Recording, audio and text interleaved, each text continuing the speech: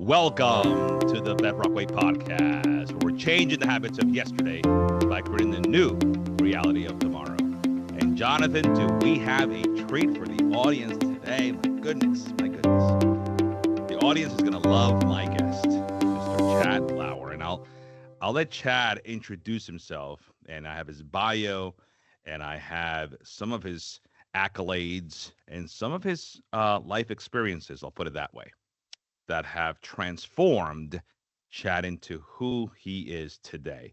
But I wanted to start off the podcast with a little bit of a preamble, and a preamble on I think, a necessary soapbox, Chad, that a lot of us, unfortunately, don't have the opportunity sometimes to have. And the soapbox was a continuation of a conversation that I had the other day with a journalist who reached out to us wanting to hear more about what we're doing with the practice, what we're doing with our partnerships. And again, in a very expanding, difficult environment of doing business. And I know you have experience in this because you had a Medicare insurance business of your own. So I can't wait to hear about that. Fun. But he asked me the following question, and Chad, and I'm going to start off the podcast by asking you this question as well. And he asked me, Andre, who are your role models? He asked me, who do you look up to? Who are some of the people that you, entrepreneurial aspect that you emulate, look up to? And I said, I've read all the books. Everybody has a motivational book, a way to do it. And now with the advent of social media and AI injected into social media, you can pretty much have anything at your fingertips automatically, right? So I said to him, my role models are the non-traditional ones. And honest to God, Chad, this is I'm just being real with you right now. I could tell you Tony Robbins, I could say Grant Cardone, I can say Simon Sinek, the same usual suspects that everybody talks about. And I could probably have a really good answer. Yeah, those guys have motivated me to do what I do now, blah, blah, blah, blah, blah. But I the more I talk about it and the more I think about it, my role models are non-traditional. And I think you, without having even spoken to you for more than the last couple of minutes, I can tell that you probably have the same role models as I have. So I'm going to go down one by one because I'm going to ask you the same question. So number one, my number one role model, and this is more of to me, an internal role model, is that I have come to terms with my childhood. I have come to terms with my parents and how they raised me. And I think the number one advice that I give to any entrepreneur, especially those in the digital marketing environment, such as yourself, which pretty much you're out there in the limelight constantly, you have to settle your childhood. You have to settle your childhood experiences. We call them childhood adverse experiences. And the reason you have to settle your childhood, Chad, is because the family that we create is much more important than the family we come from, right? So that's number one. So that's the number one advice I give entrepreneurs. Settle your childhood. Number two, and we both seems to have this, you got to have a strong, supportive spouse. If you don't have a strong, supportive spouse, you cannot do anything. There's no one out there who is building a kingdom while going through a divorce. There's no one who's building a kingdom dealing with a spouse that have substance abuse, that possibly has, mental wellness issues. You have to have a spouse that is right there with you every step of the way. Number three, you have to have your kids be your role models and your inspiration. And and I'll tell you why. We grow up with our kids, Chad. We grow up with our kids. They see us grow up as much as we see them grow up. And number four, you have to have your faith straight. Whatever you believe in, whether it's God, whether it's Allah, whether it's, a unicorn, whatever you believe in, your faith has to be straight and your faith has to be genuine. Because faith allows us to have that hope in things that we cannot touch, right? And then number five, you have to surround yourself with good people. because ultimately you become a product of the five people that you spend the most amount of time with. So that was the reason I wanted to start off with that preamble, Chad, is because I saw your story. So I'm doing a little backwards. I want the audience to understand and get primed for the incredible human that we're going to talk about today, which is a very successful human with a tremendous amount of experience in his space, one of the leading prominent figures in his space, but someone who had a foundation of adversity with which catapulted him, into where he is now. But I will tell you, those are my five ingredients. And these five ingredients, Chad, people don't talk about these enough. People don't talk about these enough. So I want to introduce you and welcome you to the Bedrock Way podcast, Chad Lauer, president and founder of Lauer Media Company. Welcome to the Bedrock Way podcast.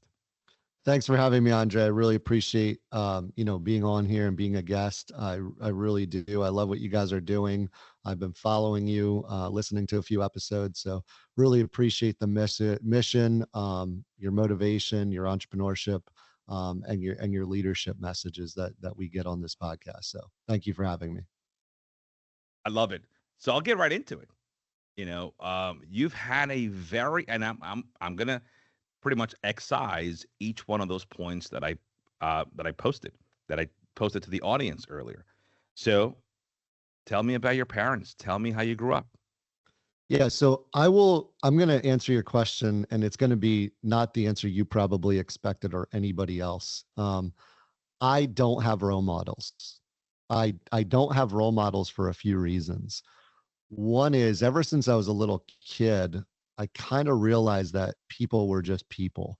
So I have an athletic background. I was a Division I athlete. I was a fan of athletes. My friends used to go to sporting events and be like, man, I want to get this guy's signature. I want to get his autograph. And I always knew these people were imperfect humans. I don't care how well they threw the baseball or how well they shot the basketball. I never looked at them as somebody that was a role model to me. So my childhood, to answer your question, was very interesting. I was pretty much raised by a single mom. My father and my mother were divorced at the age of 4 when I was the age of 4, mainly because my father was an addict. Being a child of somebody who's an addict is very difficult because I still love the heck out of him. He still loved the heck out of me. But he was doing things in our life that my mom had to say, hey, I got to get these kids out of this situation. I need them to be safe, secure, etc. So, our life and our relationship with my father mainly revolved around, sports and those things. And he loved me, but we didn't live together. I would spend the weekends with him, etc. But at a really young age, man, I was dealing with that, at 4 years old. So when you talk about, reconciling your childhood, I mean, my story starts right there and getting into it. But it's funny when you go through difficult stuff like that right away, you have to grow up quick. So my sister and I became closer because of that. I think my mother and I became closer because of that. I think that I had relationships with my friends' fathers that were just super, super important to me. I wouldn't call them my role models, but they were probably very, very influential in who I became today. So yeah, that's kind of my childhood. And then my father, not to jump ahead, but he ended up passing away when I was 17 years old. Hmm. So that was tough because, it was mainly because of his addiction that cost him his life. And I had to, deal with that as well. So some of those early things in life are what cause you to kind of grow up and be like, yeah, this person may look a certain way on the outside, or they may be giving you a certain message, but I'm not necessarily going to say that they're my role model, if that makes sense. Listen, at the end of the day, and I'll spin it. I'll spin it a different way for you. There are a lot of people who say, we have people are religious, right?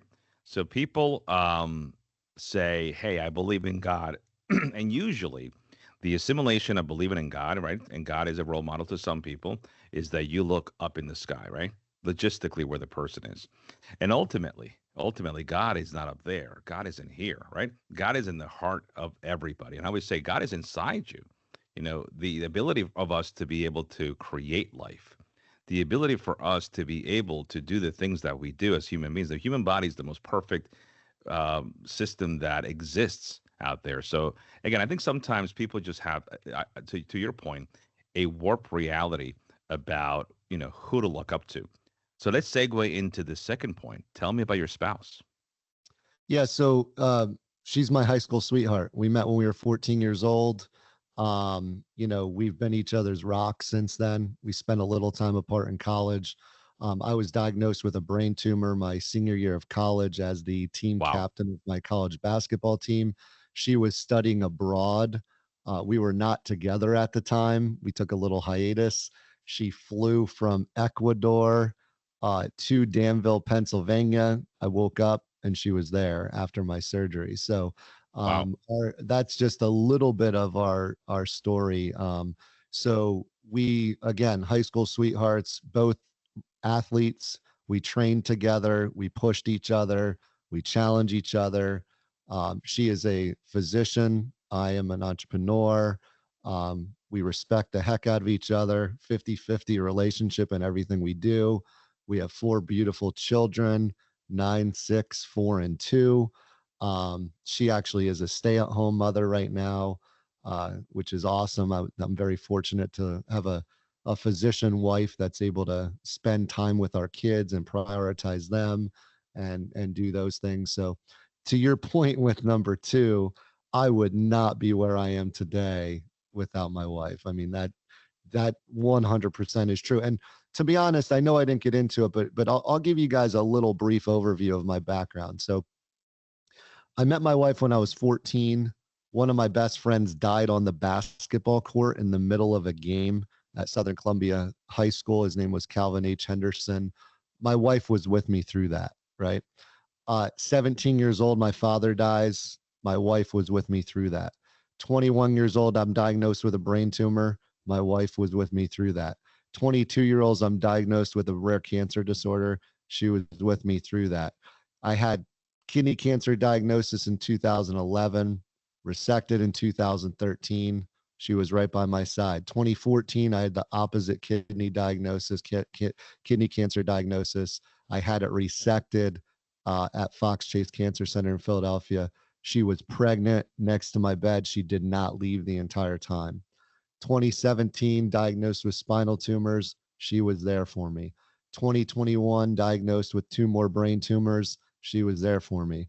Trialing a brand new drug called Welireg, which was a trial which was recently approved by the FDA, deciding whether to take that drug or to do surgery, every one of those things, she was there with me.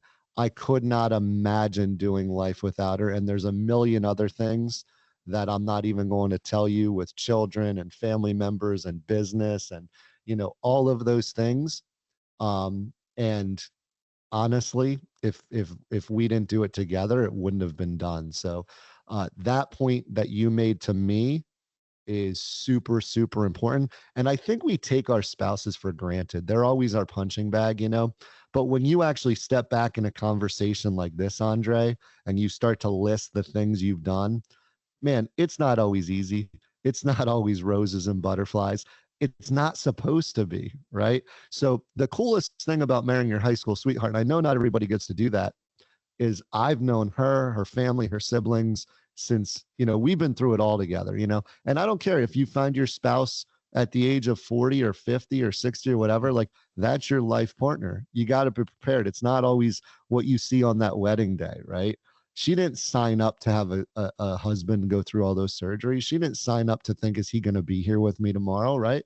But it's stuff we have to deal with together. So that one to me, super, super important. Listen, as you're talking, I'm getting chills. And I'm getting chills because we could not be more on the same page than what we are. And I I have your bio in front of me. I have your story in front of me, and everything you chronicled just now for the audience and the listeners, I wanted them to hear from your mouth. That's why I'm glad you went into it. That's why I'm taking this approach because I want you to tell your story. It's such a powerful story that it can only come from you. And back to the wife, because you're right. And listen, I have the privilege to have a stay-home wife as well. I have a 18, 13, and 10-year-old. Very, very, very, very blessed. We made the decision very early on for her to stay home, and she sacrificed her career for mine. She sacrificed, at times I say, her life for me to pursue my dreams. And it's not one day goes by, Chad, that I don't take that for granted. But I love how you describe the fact that she had, you marry somebody for better or for worse, right? The new word is ride or die, and few people really carry that out. And again, kudos. I should be sitting with your wife right now, not with Chad. But again, I always say behind a very successful man lays I always say we are the tip of the iceberg. And then when you look deep in the ocean and you see the foundation of that iceberg, it's our wife. Our wife carrying our kids, the laundry, and all the responsibilities that come in with running a household, which quite frankly is the most important thing that we can do. And you're a competitor that has used, previous adversity as an advantage and have leveraged it to be an incredible storyteller. Because there are a lot of people who don't tell these stories without getting emotional, and there are a lot of people who just suppress them. They say, the less I talk about it, the better. And you said that, right?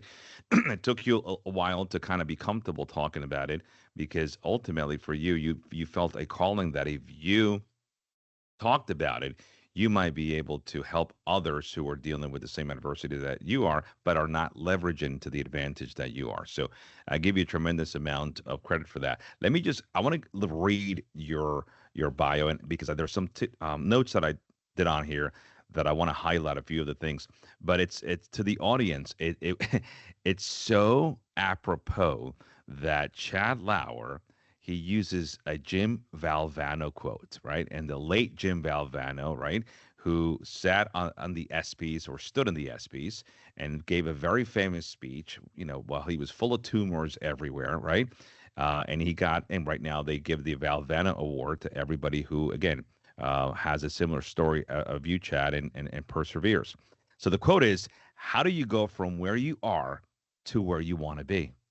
And I think you have to and I think you have to have an enthusiasm for life.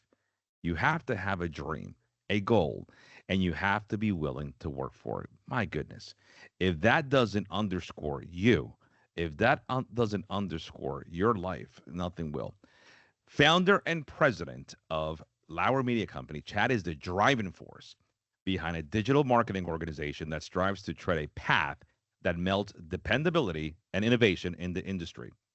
While employed by AT&T Interactive, owner of YP.com, for a decade, he gained valuable insight into the successful operations of North America's most prominent digital marketing agency with a $2 billion annual revenue. Holy moly. Chad benefited from the tutelage and experience of early giants in the digital marketing industry, utilizing the firm's vast knowledge and resources to grow one of the most extensive digital advertising business books within the nationwide company. Tell me what, man, you talk about testicular fortitude to want to jump off such a Titanic, right? That was probably, you probably were comfortable, right? It's all good. You had plenty of resources, and but you wanted to jump off and do it yourself. Tell me your mindset around that time. Yeah, and I think I wouldn't have done that, right, if I wasn't going through some of the things that I've gone through in my life. So in my mind, I've been an entrepreneur my whole life. I used to hustle in college and I would sell, books of kids who didn't want to, they were about to throw them away. I'm like, hey man, I'll sell that on eBay for you. I would just have an entrepreneurial spirit. And, there comes a time in your life where you're like, it's now or never. And I was 33 years old and I was just like, hey man, right now is the time. I gotta go and I gotta do this. And I think I can do it a little better. Right. I think I could do it better. And I think I could be in control of my life. One of the things that My wife jokes, she says I might have an oppositional defiance disorder.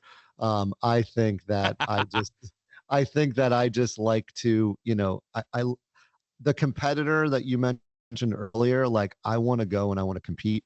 And at the time, it was that time. The company was going through a major transition. The future was, it's a giant, as we said, but the future was they were pivoting. And I just felt like, hey, the time is right, and I never looked back. And I didn't pay myself for 7 months. I tell everybody that I knew that I had what it took, and I also am a sales guy. And if you can sell, you're always going to be okay. And I mean Absolutely. that, like, I don't like the negative connotation that goes with sales. I'm here to say, hey man, sales is the world we live in. Like, you're not in business if you're not in sales. So if you can't sell your product, if you can't sell your service, you're not an entrepreneur. And that's who I am at the heart of it. I'm a sales guy. I believe in what we do. I live what we do, believe the heck out of the product that we're helping other small to medium sized businesses, and just haven't looked back. So I think that there's a lot of variables that go into an entrepreneur. I think that there's a bunch of different things that have to happen to meld a successful entrepreneur. I don't think that it's an easy role, and I just think the stars aligned, and I've been built to be an entrepreneur. And listen, it's clear, and I sometimes say, especially when we're going through some adversity, right? Is that sometimes we have to be pushed off the cliff. Sometimes we have to be, that there is this either physical force or sometimes mental force, but there has to be something that moved us because we sometimes don't want to do it ourselves. Whether it's complacency, whether it's stagnation, whether it's fear, whether it's skepticism, trepidation, whatever the obstacle that is physical or mental or figurative, we always it's tough for a human to sometimes overcome, self-doubt. And I think that sometimes there's external things that push us, and for you it was obviously your medical diagnosis. For some people it might be a death in the family. It might be something as simple as I'll tell you, 10 years ago I lost my job, and it was at that point in time that I said to myself, all right, Andre, you got to do something more. And again, we all go through things that at first become adversity, but if you really stand back and look at what the lesson that is there to be learned, you probably come out on top, right? But Yeah. again, you're the anti-victim, and right now Yes. people are more comfortable being victims because victim sells, No. right? Yeah. Yeah. I can't All relate. right, so good, and that's a good thing. Chad was also privy to the pitfalls that often befall a massive company. He yearned to offer his clients a more personalized and nuanced service, an entrepreneur at heart, from selling antiques on eBay as a college student to co owning a Medicare insurance business. I need to know this. I need to know, first of all, what antiques were you selling on eBay as a college student? I need to know. And then I want to know about the Medicare insurance business. So again, I'm a competitor. So I was a poor college kid, and I wanted to not sell drugs or do anything bad. So I would nerd out on, what was selling. And this is really interesting, but there were a few things I targeted. Man, I haven't talked about this in a while. This is great. So, there were these milk bottles with the family farm on them that you could find at different antique shops, right? And those were huge sellers. You could go in, it would say, the Gomez Dairy Farm or something like that, right? And then you can go, and somebody in that family who had a connection to that farm would find that and be like, man, that I need that, right? That's from, that family farm. That's my heritage. I want something from there. So that was one of the big ones that I would search for. It sounds kind of weird. But I was also a big basketball shorts guy too. So there were certain, basketball shorts that you could get, Villanova, Sixers, stuff like that. And we would sell those as well. But yeah, so it was really a fun time in my life and the start of my entrepreneurship. I love it. I'll tell you. So I used to love eBay, but the last couple of orders, man, I have not had good success with eBay. So I think I'm moving. I'm going to stay in Amazon There you go. I from mean, now on. listen, this was, I'm talking what, 20 some years ago. So No, listen. If you bought some eBay stock back in the day, you're doing pretty well right now. Yeah. And the Medicare business, I'm curious about that because you talk about two different worlds, man. Oh yeah. So great question. So my best friend, you talked about support system. He owns a big financial advisor firm, and he knew I was an entrepreneur, and he knew that with my medical background that I had difficulties with insurance in the past. This is way back to where you could be denied for pre-existing conditions, things of that nature, which I was. I was denied health insurance right after I had graduated from college and had my brain tumor when I needed it the most. So I always had an interest in insurance and helping people. So it was a natural transition because when folks would come to him to, roll over their retirement or their 401ks, one of their major concerns would be, oh man, what do I do about insurance? So I ended up kind of nerding out and really loving learning about Medicare Advantage versus supplement and all of the group healthcare options and things of that nature. And the business, for those of you who don't know, is a sprint. So it's very similar to like the tax business. So there's Hmm. annual enrollment every year Sure. for people with Medicare, and that happens between October 15th and December 7th. So it's literally a 7 week of the year boom. And then the rest of the year is pretty slow. You have age-ins, people turning 65, things of that nature. So I enjoy that business. I love the space. It's so stinking confusing that if I can go and sit at somebody's kitchen table or I could bring them into the office and make them feel comfortable with their healthcare decision, it makes me feel very, very good. And they usually leave there thinking, wow, you really broke that down into a layman's terms because it is complex as it gets. Yeah, we we actually had a guest, a couple of, I don't know if you saw the episode, but it was a Medicare, a broker, which is this is what it sounds like it is. You're right. It is a medic. We call it the Medicare maze, and it's a maze for a reason. They want to make it very complicated because what they want people is ultimately not to use. Not to, right. The insurance companies have historically made profits not by passing it on to the provider, but by actually not providing care, which is again one of the reasons we're in the mess that we are as a nation. Amazing. So with where am I here with our Medicare business? So Chad sees an opportunity to follow this passion and founded Lauer Media Company with years of experience under his belt and lofty dreams of doing better in his head. He wasted no time orchestrating these dreams into reality of servicing his business partners with digital media plans tailored to their best interest and flexible to grow and evolve with their needs. With determination and drive, Lauer Media Company achieved Google partner status in the shortest time possible, according to strict guidelines of revenue management and client retention, as well as quickly develop key partnerships with Comcast, Contact, WIX, and Locology. Okay, I'm going to go back to the you achieving Google partner status. What does that mean? Yeah, so Google has guidelines, especially with Google Ads, where you have to retain a certain amount of customers, you have to manage a certain amount of revenue, and they give you what's called a Google partner status. So it's a way to just let folks know that you're a legitimate company, you're not going to take their money and run with it, et cetera. So if you're doing Google advertising, which includes shopping ads, I don't know if people know this, but YouTube ads are actually run through the Google Ads platform, display ads or text ads. You really want to be doing that with a Google partner. Got it. All right. I did not know that. Lauer Media Company has experienced exponential growth and now stands as a new leader in the industry, managing millions of dollars in revenue for their clients. Chad has achieved rapid success in establishing his company by drawing on the lessons he has learned through his cumulative life experiences.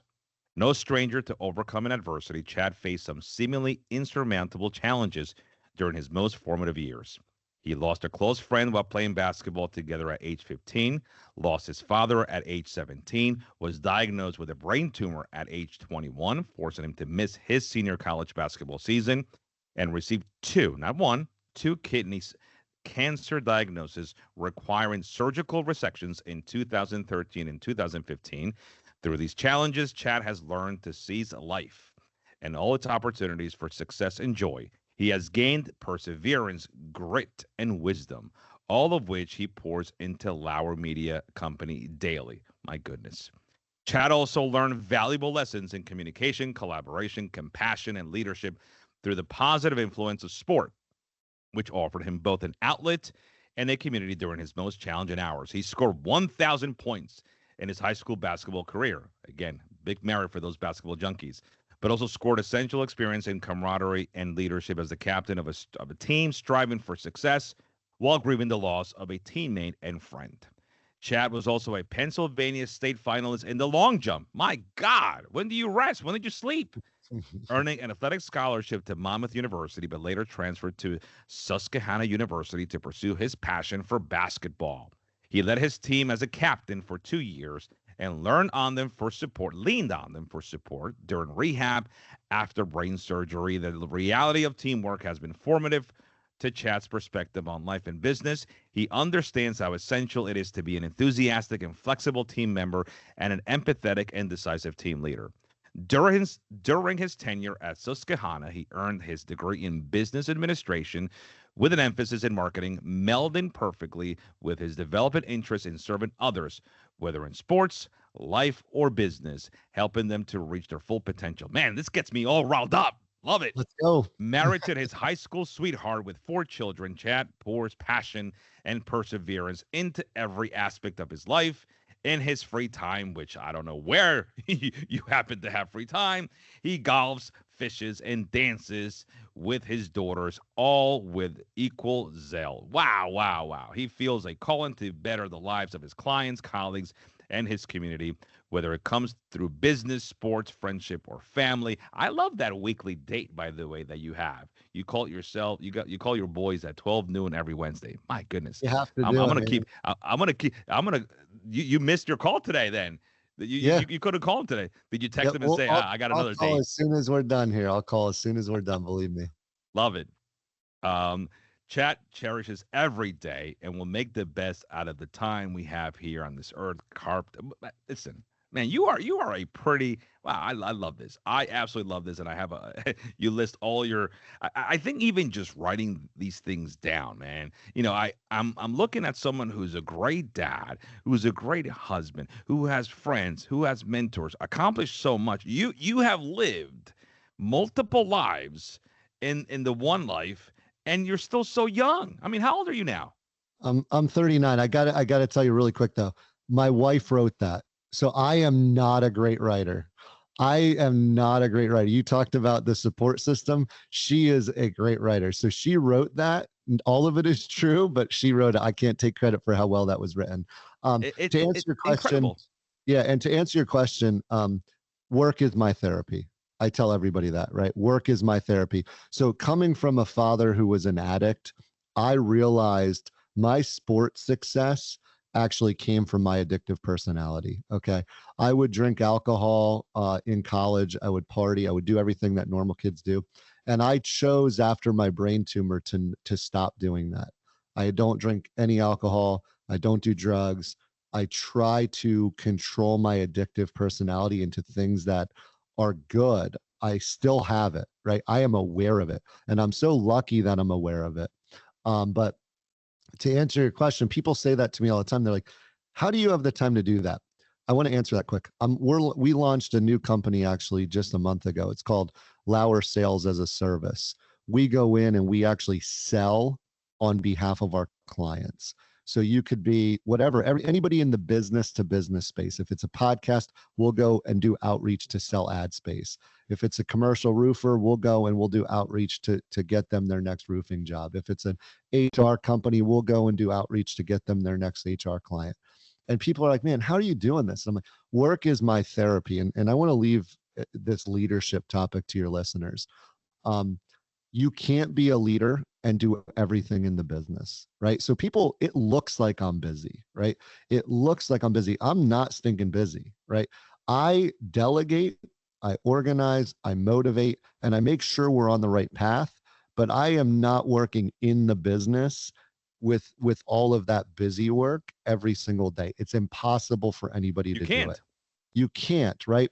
And it brings me to another topic, which I want to talk to you about. I don't want to go off the tangent here, but like, you know, a lot of your podcast is about healthcare too. And I was just talking to my wife about this morning, right? And one of the things that I struggle with is, physicians are burnout, right? Providers are burnout. Okay. We need to be able to find a way to support them so that the system works better and we're not putting everything all on that provider, right? So it's funny, my business philosophy and the struggles in healthcare are kind of coming together. As a patient, I'm the patient, right? So I get to see some of these things live where I can feel if somebody's burnout, right? I can feel it. I get pan scanned every 3 months, right? So I'm in a lot of doctor's appointments, I'm in a lot of business, and I'm always watching and studying. But I get so many people that say that to me, and I'm like, hey, I'm not overwhelmed. I'm okay, right? I still see all my kids' games and I still go to all these events. So something I just wanted to kind of leave with as a leadership topic of the day is we have to delegate and we have to lead, but that doesn't mean we have to do every single thing that needs to be done. And you hit I would say it's a soft spot, a sore spot, or an area of focus for us, and it's very relevant, Chad. And I'll give you you're an athlete, so I'll give you the sport analogy, and I've talked about this many times. Is that in football, right? Let's talk about football, and to your point, right? The leader of the football team, the one who's the most highly skilled and the one that makes the most money is the quarterback, right? You can't you can't have a winning team without a quarterback. We've seen them all, right? We've seen Tom Brady, we've seen Patrick Mahomes, we've seen them all. And the quarterback of the team is highly skilled and they do very little tasks, right? A quarterback has to read the defense, set the offense, and either hand it off or pass it. That's it. That's it. And they have to become masterful. They're better than everybody else at doing that, and they're paid commensurate to that. Um, in healthcare, the physician is that quarterback, right? And just like we would never ask Patrick Mahomes to also sell tickets, own the club, manage the club, scout the club, sell the concession stands, and deal with all the bureaucracy, digital and non-digital. But in healthcare, we do. We Right. ask the doctor to do it all. And quite frankly, the doctors have not balked back at this. So the whole premise of our practice is to be the contrarians of this process. In our practice, Chad, physicians only treat patients. Wow. Clinicians only treat patients. I'm a clinician myself, so I know this from experience. So again, to me, I'm not imposing. I am creating. And for me, healthcare never made sense. Healthcare never made sense to me. I go back to the football analogy. That quarterback, right, has an earpiece like mine, and he's taking orders and commands and advice from the coach, defensive coach, defensive coordinator up there. There are multiple people talking to him constantly. The physician doesn't. The physician doesn't talk to the pharmacist, doesn't talk to the dietitian, doesn't talk to the therapist, doesn't talk to the lab. They are out on an island, disjointed, fragmented, and quite frankly, we ask ourselves why our healthcare system is so dysfunctional because there's no cohesiveness to it. There's no communication. And the electronic health record, the EMR, is at the epicenter of that destruction. The EMR, the electronic health records, was done to physicians, was done to patients. It wasn't done for patients or for physicians. It created an environment where physicians, it only made it better for regulators and insurance companies. That's all it did, you know? But think about it. And again, the way, this is one thing that well, it's probably another podcast, but I have an entire plan on how we're going to counter strike this. And this was the whole premise of building Bedrock, our practice. But you got to think about a pilot on a plane. We would never ask a pilot on a plane to get up and go serve drinks. We would never ask a pilot on a plane to, hey, go repair that. No, the pilot flies the plane. Physicians are the pilots of healthcare, but we're asking them to do everything else, and we and we ask ourselves why that healthcare, industry is on a direct path to just destruction. And again, it's just mind-boggling to me. But a pilot would never allow themselves to be pushed around, right? But physicians allow themselves to be pushed around all the time.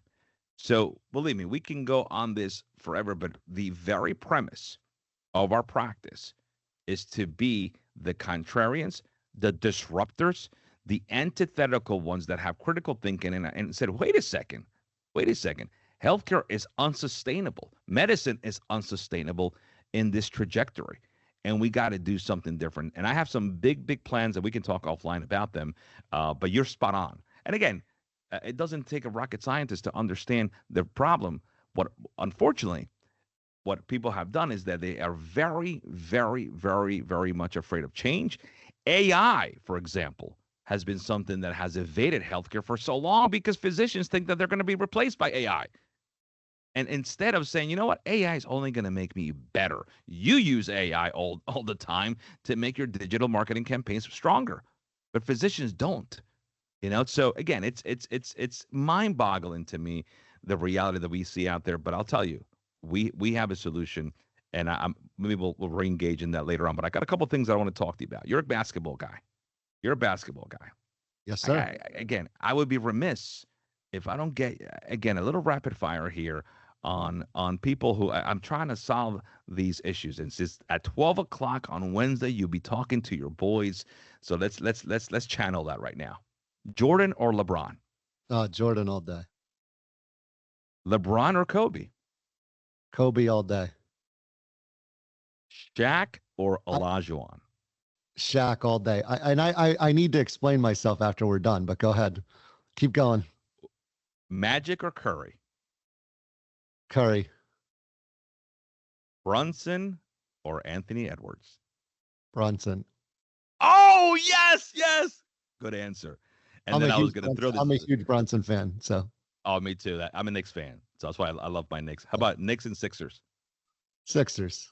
Oh, okay. That was the only one. I'm a Philly guy, We had the opposite. All right. So all of the answers here aligned with me. I'm a huge Jalen Brunson fan. I love Villanova, love the Knicks, and again, I think they have a good future.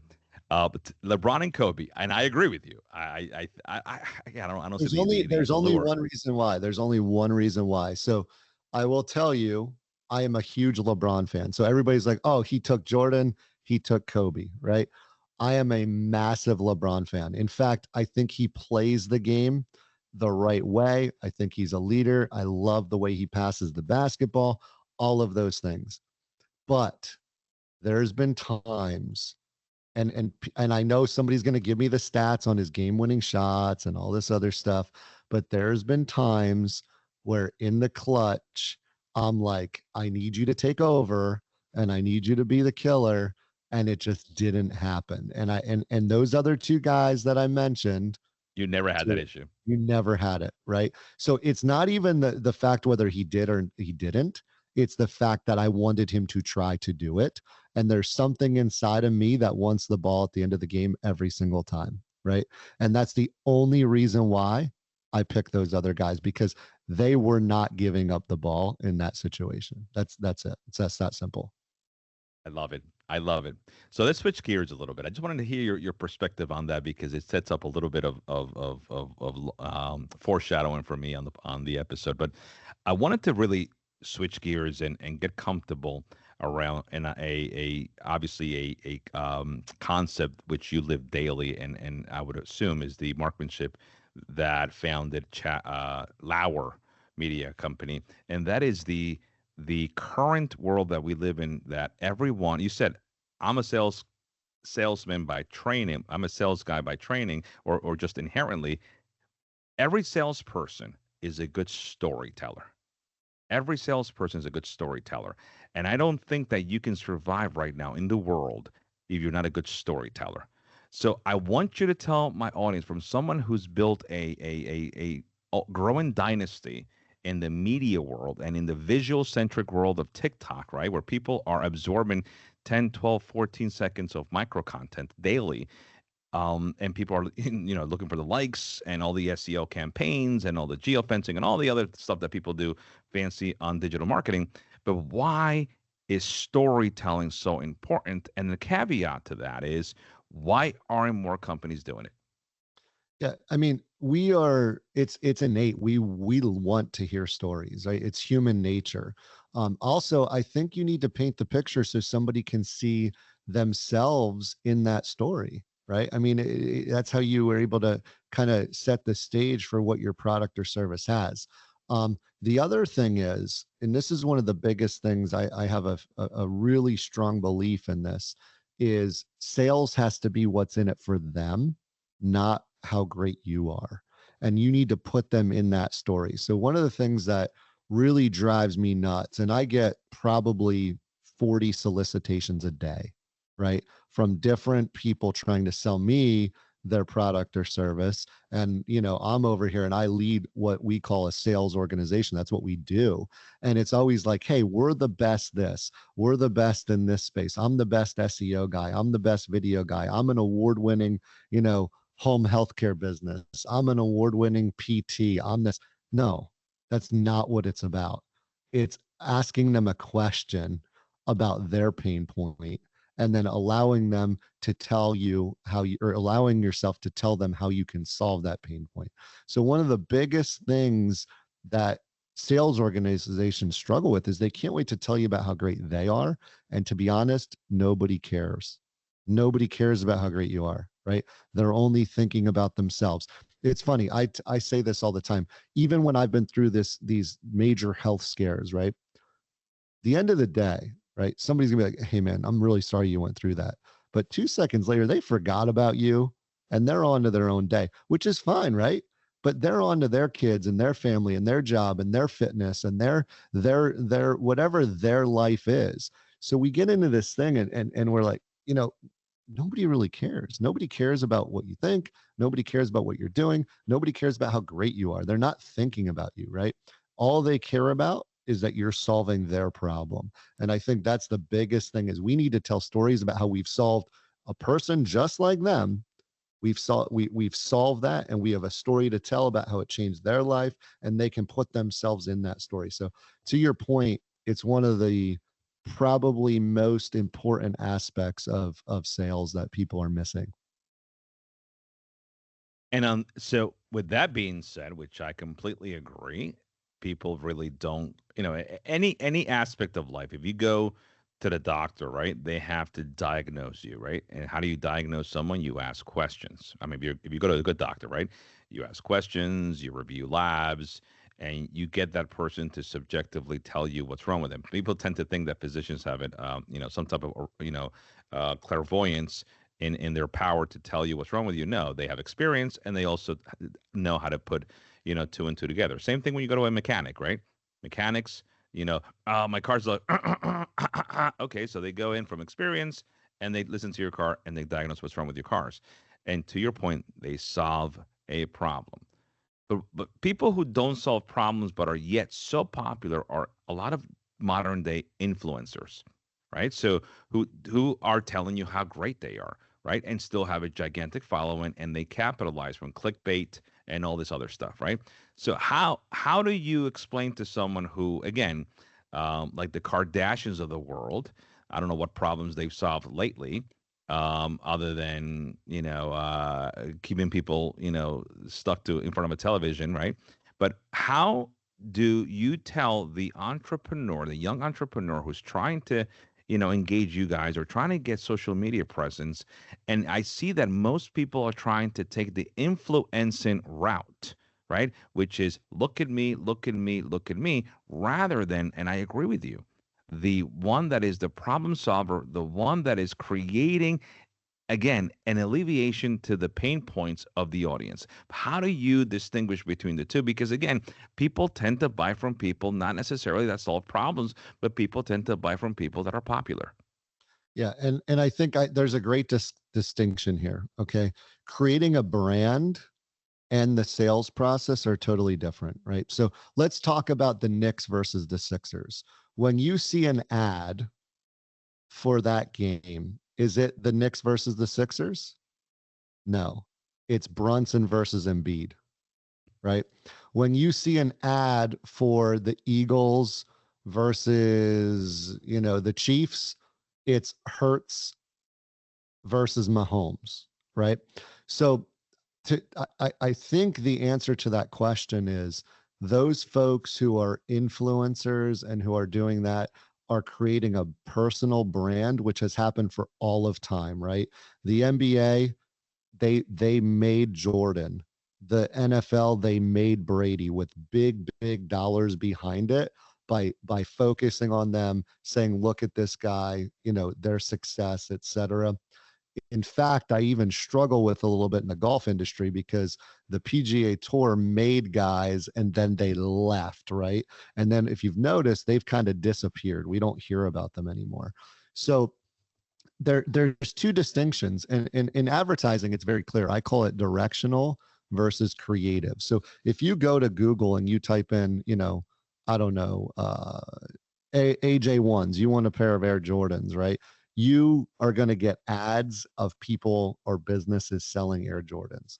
But you could also go to check the weather or read an article about, the Sixers or the Knicks, and you might see an Air Jordan ad within that content, even though you're not looking for that at that specific moment in time. So there are two totally different ways to go about it. Directional, when somebody's looking for that AJ1, you want to be there, they're ready to buy. Creative is building the brand, stuffing the AJ1 in a different article to create that brand. Social media is the same way, right? Those people and those influencers that are creating that micro content, they're creating that brand. You may not be looking for them right at that moment in time, but you're there scrolling, right? So you're looking to consume their content, and then boom, they hit you with a product, and you're like, oh, okay, now that makes sense. Their skin looks good.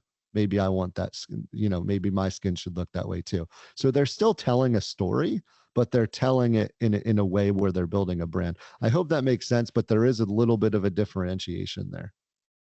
No, listen, to me, it is. And the reason I asked the question is this. I have a lot of colleagues, and some of them who have been on the podcast, who say, I'm not really on social media. I'm not really somebody who likes to be on camera. I don't even want to take pictures. I don't really post my personal life. You know what? I don't want to. I want to keep work and personal separate. But I vehemently disagree with all of them because I'm like, if you really want to have a business in anything, healthcare, non-healthcare, you have to build a brand because people follow people. People follow people, and ultimately, if I can have the biggest solution to any problem, but if I'm not willing to get on camera, talk about it, and to your point, be seen solving it, then no one's going to pay attention. And I think that's the distinction that people need to do. That right now, storytelling, influencing, marketing has to be. You said it yourself. It's not the Chiefs or the Eagles. It's Hurts and Mahomes because people are branded and people follow people. Go ahead. Yeah, I struggle with that answer. As an entrepreneur, I mean, and I'm going to date myself a little bit, but in 2008, I was selling, yellowpages.com and Google ads, right? And I remember calling on business owners who are like, I'm not an internet guy. I don't even know how to turn on the internet. Well, those folks are out of business, right? They failed to adapt. They wanted to live in the print phone book age of, and in the next 10 years, we had rapid digital growth. So people literally became millionaires. People started empires just based on that change. And I can go back throughout history and we can go on and on and on where people didn't adapt and they failed. So if you are in business in 2024, I don't really care if you're not a big social media person. In fact, I don't even care if you don't get on social media. There's still ways to create content for your business and create a brand. Pay somebody else to do it, right? I mean, have somebody come in and speak on your behalf, interview customers, highlight reviews. There needs to be content created because if you're not doing it, somebody else is, and they're gaining ground in whatever your business is. It's a competitive market. So anybody who's that closed-minded, I really struggle, and I challenge them to say, hey, listen, this is just where we are. And, throughout time, there's always been change in marketing, you know, technology, things of that nature. I mean, in every single business. So we have to adapt. And it's going to continue to change. 10 years from now, it's going to be different. We don't know yet, but it's going to be different. So we need to continue, to adapt to that market. So let's take that topic. So in 2011, 90% of the United States media was controlled by six conglomerates, right? GE Comcast, which is NBC Universal, News Corp, Fox News, Wall Street Journal, New York Post, Disney, ABC, ESPN, Pixar, Viacom, MTV, BET, Paramount Pictures, Time Warner, CNN, HBO, Warner Brothers, and CBS, Showtime, NFL.com. So that was 2011. And now in 2024, if I have my notes correctly here, in 2024, the big six largest media companies, number one is still Comcast. Number two, still Disney. Number three, Warner Brothers, Discovery. Number four, Paramount Global. Number five is now Sony. And number six is Amazon. So tell me how Comcast and Disney what are they doing to stay in, again, to adapt and not become the dinosaurs that becomes extinct and not become or I should say, becomes a casualty of the evolution casualty. And so what did they do versus a company like, well, I'm assuming Viacom might have got bought out one of these behemoths, but what are these guys doing, and what is Amazon doing to get into that list?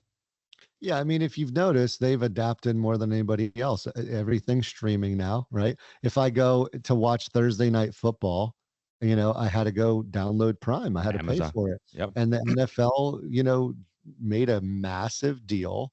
If you go to Comcast, right, to the deal, the television deals with sports are getting bigger and bigger and bigger. In Philadelphia, they have the Phillies deal. So, they're signing these contracts and they're giving us what we want. They're giving us different options to watch the game. If you've noticed, even on ESPN, which is owned by Disney, you have the Manning brothers. So they're adapting to say, hey, put it this way. If they would offer the Manning brothers and they would just continue to offer just the traditional experience, somebody would assign them and they would be watching the Manning brothers, right? So like they're not opposed to changing with the times, right? They know like, hey, I want to watch the game with somebody like them. They know the game. I don't want to watch the traditional broadcast, right? It bores me. Our attention to detail and our attention spans are shrinking. They've adapted, right? My kids watch Disney on my phone all of the time. They have a great product on my phone. So yeah, they've adapted probably better than anybody.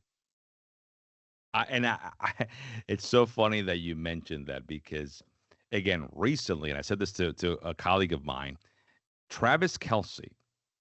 Travis Kelce just signed a $100 million podcast deal with Amazon, right? And the guy, I mean, I'm sure he had a little Taylor Swift influencing effect in that, but you're right. I think that streaming and these alternative ways of gaining information, have really gained a tremendous amount of traction. What Yeah, and I'm in gonna add to your that. Like, I'm sorry. I'm Okay. 39, right? I don't turn my television on, right? I like to read, but if I'm watching something, it's on my phone. Like I have YouTube TV on my phone, and How awesome is YouTube TV? I mean, I How watch it awesome everywhere. is YouTube TV? I watch like I'm in between my kids' soccer games and I can check. I'm not just checking the score. I'm literally turning the game on, watching it with other Me parents, too. and it's the fourth quarter and we're like, hey, what's going? I mean, like that is adaptability. And honestly, it's convenience and it's meeting us where we are. As we get busier, they're like, we need to meet them where they are because this generation isn't sitting at home all Sunday and watching games for 7 hours. That's not who we are, right? It's just not happening. So tell me something, Chad. As somebody who runs a large media company, so we talked about what those large behemoths did to adapt, and they have the financial muscle to do it. What are you doing to adapt right now to get Chad? I keep saying Chad, to get Lauer Media, to the next level, so you guys don't become a casualty of the evolution, because AI is really expediting and accelerating the growth of media. Yeah, and what I'll tell you is that's exactly why we've pivoted. As I mentioned earlier, we launched a subsidiary called Lauer Sales Company, where we're doing what we call sales as a service. We believe that nobody wants to sell anymore, but I think the latest data, I think it was like $7 trillion in B2B sales will happen this year in the United States. There's only Wow. a $65 billion market on SEO and digital marketing and what we're doing. So like we're getting into a space that's much larger. And there's a little bit of a generational gap. So the guy or the gal with the briefcase going to knock doors and to sell a product or a service, they're harder and harder to find. The quota driven sales process of most corporate companies is tired. The average cost to onboard a sales rep is about 75 to $90,000. Once you hire them, you pay the recruiter, you put them through the training process, you assign them to a middle manager, you get them their equipment, and they may sell nothing for you, right? So we are literally launching what we call sales as a service. We're trying to kind of make that's a market that really doesn't exist right now. And with it, our vision is to bring some of these coal region towns, which I mentioned to you earlier, that are struggling with us. So the more we can grow our business, the more we can provide jobs and folks with opportunities, that may otherwise not have them. So the other piece to answer your question is, how do you deal with industry where you can't see what we're doing? And that's the one we get a lot. So I fought this for a long time, and some people laugh at me. So you had mentioned the mechanic earlier. So I just want to ask you this question. When you go to get your car fixed, right, and it's not working or it's making a noise, do you just pay the mechanic and drive your car out and say, oh, good, my car's fixed? Sure. Do you ever tell the mechanic to show you how he fixed your car? No, right? We If don't. you Just like if we you don't, we don't ask a doctor, hey, how did you heal me? No, thank you. Yeah, Bye. if you go to the dentist and they gives you a cavity, do you get out and say, "All right, doc, you go sit down in the dental chair now and show me exactly how you filled my cavity"? No. For some reason, and I cannot comprehend why. I have no clue why. In our industry only, everybody wants to know how we do it, right? And I fought this for decades. Why do you want to know how we do it, right? We have clients who come to us and they might be on page 10 for home health care in Edison, New Jersey, right? And then 3 months later they're on page 1 and they're like, well, I don't want to pay you $1,000 a month because you didn't show me how you got me there. And I'm like, well, you're there and I see the phone calls coming in and I see the website traffic went up. So I fought this forever, Andre. It's really funny. And I would ask people this question and they're like, who are you? And I'm like, well, dude, when was the last time you asked anybody else how they did their job? In fact, if you asked anybody else to come show you exactly how they fixed your car, you paid them money, they're going to tell you to get out of here, right? But I'm going to tell you how. So long story short, about a year ago, I'm in a meeting and I'm like, I can't be asked this question again because we were just crushing it for this client. And through analytics, you can see it, right? You can see how many Sure. calls you got, you can see how many clicks you got, you can see how many impressions you got. So I said, you know what? I'm done. We created a report where we literally document every single thing of what we do and we give it to our clients now. And I'm like, if you want to try to do it yourself, do it yourself. But here's what we did. If you want me to video record it next time, I can. Right. So I say that jokingly, but I'm one who I can't understand that question. Right. And no marketing campaign has ever been guaranteed, just like no physician has been guaranteed to save your life, just like no mechanic has been ever guaranteed that your car is never going to break again, just like no dentist has guaranteed that your tooth's not going to need another filling, right? So I'm here to fight that fight and say, yo, I don't know why this happened. I don't know how this happened, but why are we held to a different standard than every other industry? And I can't comprehend it. I absolutely love that, bud. I absolutely love that. You're right. You're right. You know what? I'm just I'm going to paraphrase and unpack what Chad just said because it's so powerful. We don't question any other professionals, right? Why there has to, why they do what they did or how they did it, right? We just pay for the services rendered, and and hopefully we don't need them again. And if we need them again, we know where to come. But for people in media and digital marketing, we want to know everything they do, even if it's working, because you're right. We want to see, man, if it's this easy, why am I paying this guy thousands of dollars to do it? You're so right. But listen, media, media right now, there is no more necessary way for a company to grow than to invest in digital marketing. I'm sorry. And to me, this is a necessary part of doing business. Don't you agree? Yeah, and there's a phenomenon. I'll go even further, right? I could talk to you about this all day, man. So there's also the phenomenon of I want to do this myself. Why? Like I don't There is. understand, right? So I'll meet There with is. this like there's these HVAC guys who do $30 million a year and they're killing it, but they're trying to optimize their own website. I'm like, dude, if I tried to fix my heating system or my plumbing system, first of all, it's not going to be fixed the right way. Second of all, it's going to take me 15 times longer than you, and I'm going to miss out on doing stuff with my kids. I'm not going to spend my whole weekend doing that.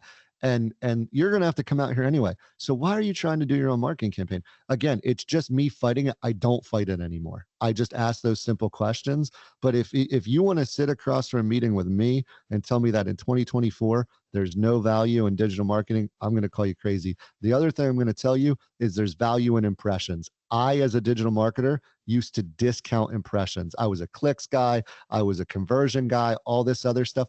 I can't tell you how many people come to our business who say, hey, I saw you do this. Let's talk. And you know what's funny? I never saw them like a post. I never saw them go to my website. I never saw them commenting. They're just there lurking. Right now, impressions are the most underutilized metric there is in marketing, and I'll say it all day long. I have people in my community that come up to me like, hey, I didn't know you guys do that. And I'm like, man, I would have never thought you were watching us on social media, but I'm glad you are.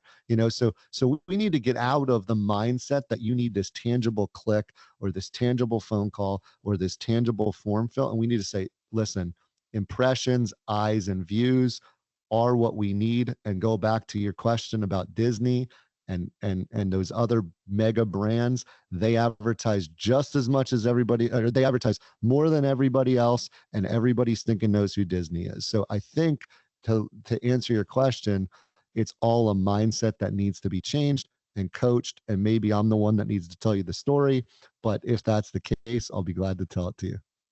Wow. See, I'm learning something because I'm also, you're right. I'm always looking at the clicks. Who's clicking? Who's clicking? And then you see these impressions that you're like, that's just that. So tell the audience the difference. Impression and a click, and why we should not devalue impressions.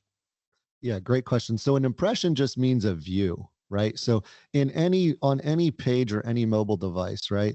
As people are scrolling in their news feed, they might see a view, but they might not click through to your website or click through to your product. Same thing on Google. Maybe they see your ad on, a YouTube ad before they're watching content, but they don't click on it.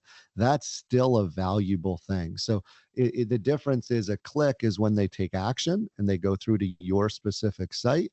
An impression just means they viewed your brand, your ad, whatever media you've created, whether that's a post, whether that's a YouTube ad, whether that's, a display ad, whether it's a text ad, whatever it may be. Social media, especially the LinkedIn game, impressions matter so much. It really, really is an important metric that we've all, devalued over time. And I'm here to say, man, they're way more valuable than we ever thought they are. Little rapid fire here. The two biggest leadership lessons that you've learned. Oh man, that's hard. Um, hmm. Let me think about this. So one of the really important ones. This was from Craig Groeschel at the Global Leadership Conference. He a few years ago said GETMO, and it stands for good enough to move on.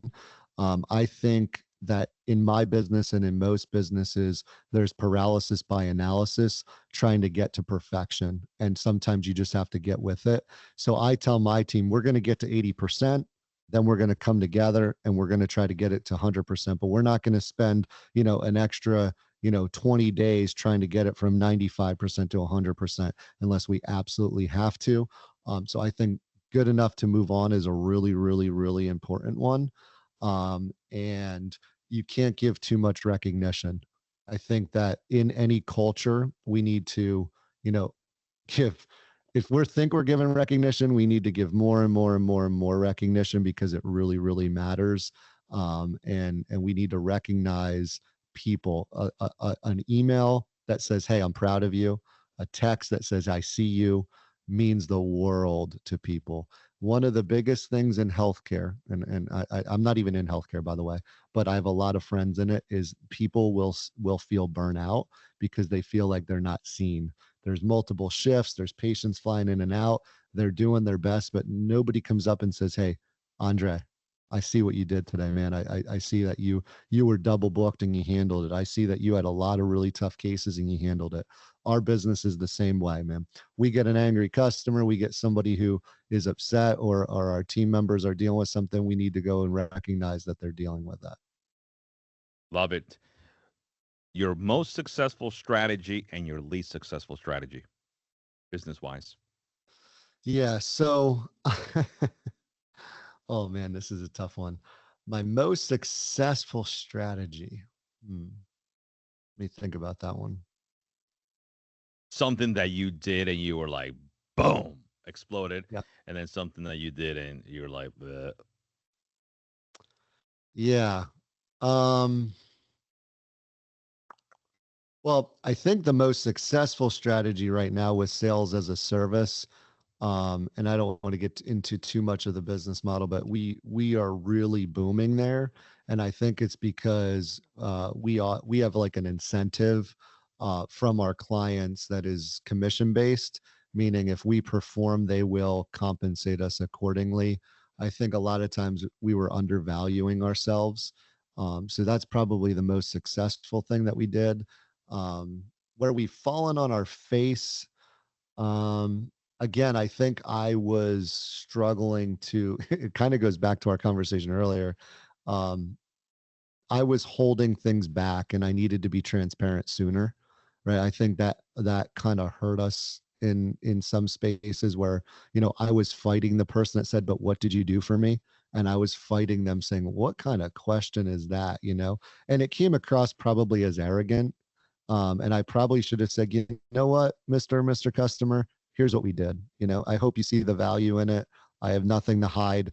This isn't my secret sauce that I think you're going to go run with it." There was a time where I felt like that was my value, that was my expertise, right? A physician goes to med school, but now everybody's looking up diagnoses on their phone and they think they could challenge a physician, right? Same thing with a PT or whatever you might be. I felt the same way. You take offense to that.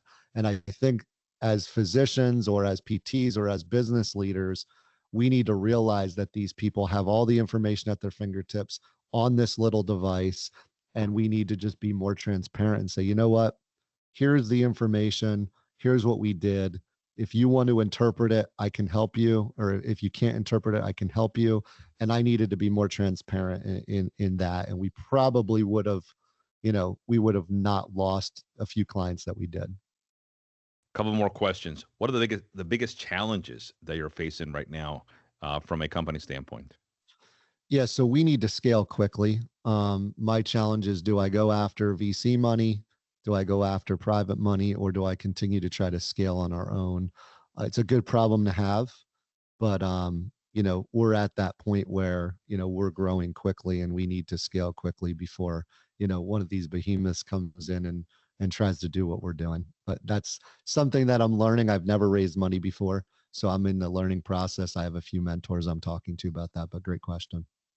Beautiful. 5 to 10 years, how do you see Lauer Media Company? Yeah, so see us, offering that sales as a service product as our number one service and changing the B2B space. I think we're going to allow that solo entrepreneur to have a sales team that could never afford one before.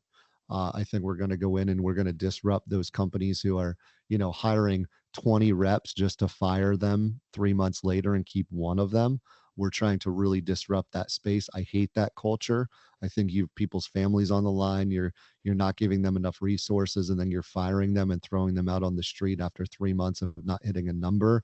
I think that's lack of responsibility as a leadership organization. So I want to come in and I want to disrupt that. And then I want to give that person who, wants to go out on their own, the support they need to go sell and scale their business. I think in the next 10 years, we're going to see more and more entrepreneurs, and this service will help them get off the ground. Love it.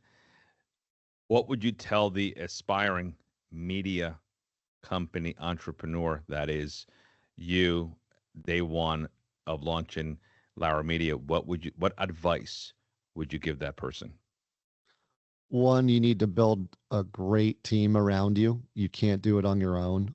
So you need to go recruit them like a Jimmy V or Coach K, right? You need to be a recruiter.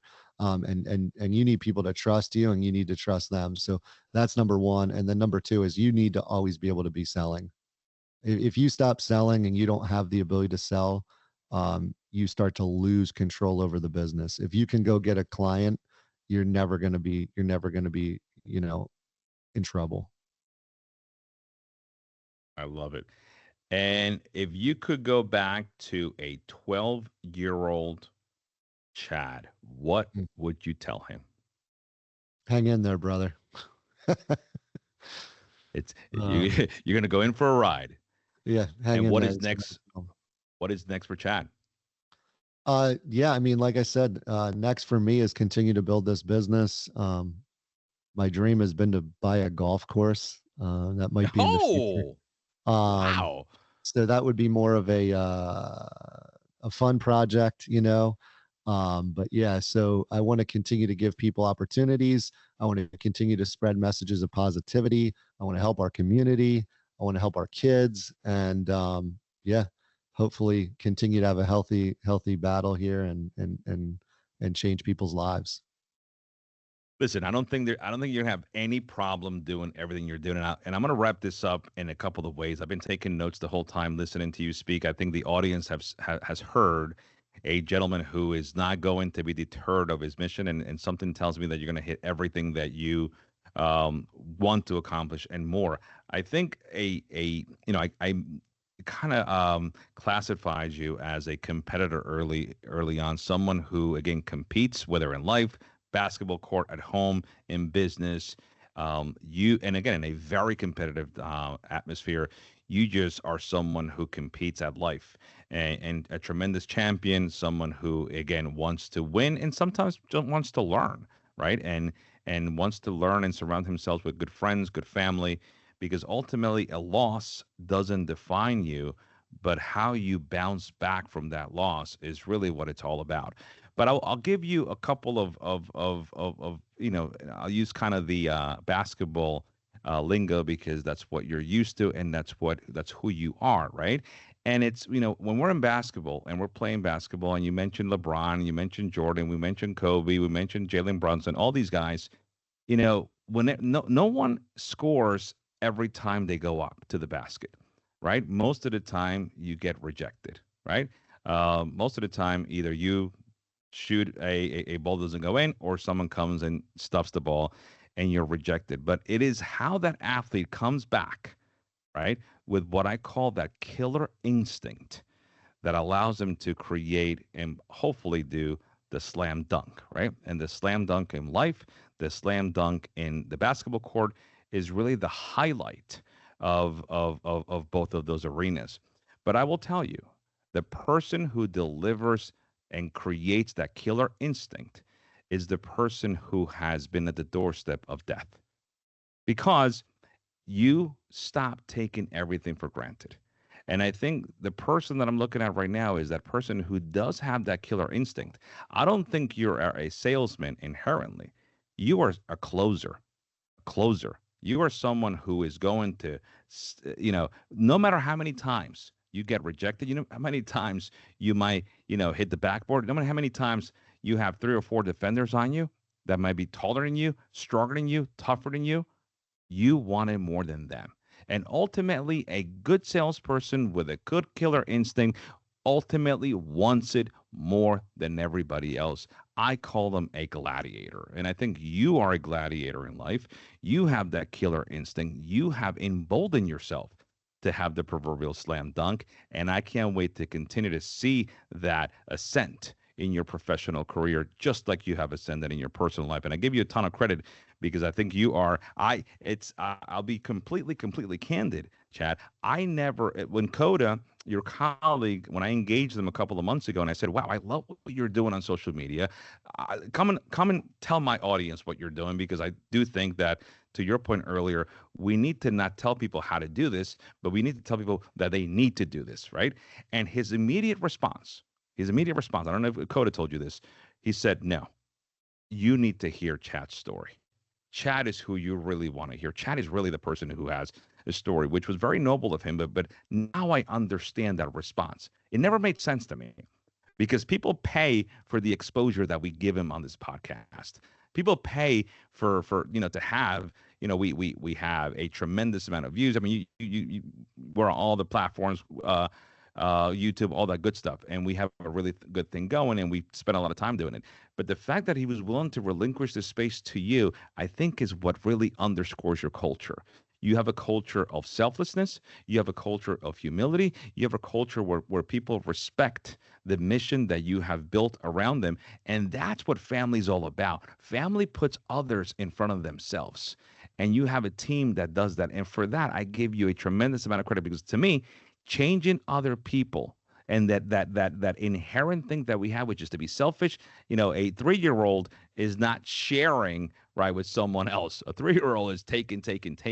That sharing is caring mentality is learned, right? And you have kept that in adulthood, in a world where people are more selfish by the day, and people want more and more, and greed is overtaking our society. So congratulations of what you have. Not only have you won at life, I think you've won at knowing how to instill life in others rather than just allowing them to live day by day. And to me, someone who competes in life and is able to live and have others enjoy theirs, that to me is the biggest champion. So thank you so much for being on the podcast. Thank you so much for being such a champion in everything that you do. And I have a feeling that you and I are going to be closing contact in the upcoming months. And we are changing the habits of yesterday by creating the new reality of tomorrow. Thank you so much, Chad. I appreciate you. Thank you, Andre. Love your passion, buddy.